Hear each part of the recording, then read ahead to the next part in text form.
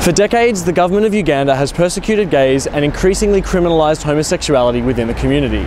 On the 13th of October this year, a bill was put to Parliament which proposed the execution of those who had previous convictions based on their HIV status and for those who were caught participating in a homosexual act. Tonight, we're here at the 519 on Church Street in Toronto for a vigil and a protest to increase awareness about this burning human rights issue.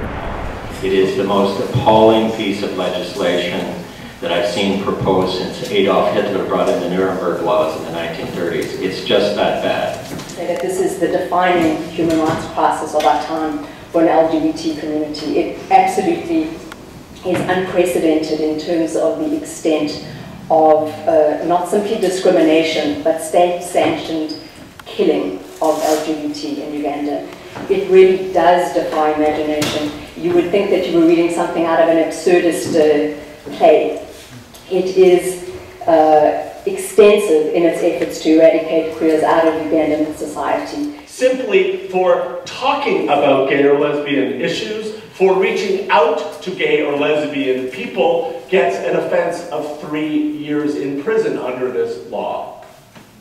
Marriage, relationships lead to death. The bill itself was so frightening for some. Many of them are concerned for their relatives. I mean, well, we all don't get on well with our relatives and our parents because of who we are, but it doesn't mean that we are detached from them. It means a lot when we as a people can come together and fight for a common cause. So it's not all about being gay or being queer or being HIV positive.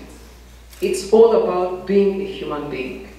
In its entirety, like everything in that bill should be dropped. Homosexuality should not be criminalized. Nobody needs to live in fear, the fear that has been instilled by our government and that bill. And for that matter, I appeal to you all and I beg you all to join your hands with the rest of the world, denounce publicly the anti-homosexuality bill tabled in the Parliament of Uganda.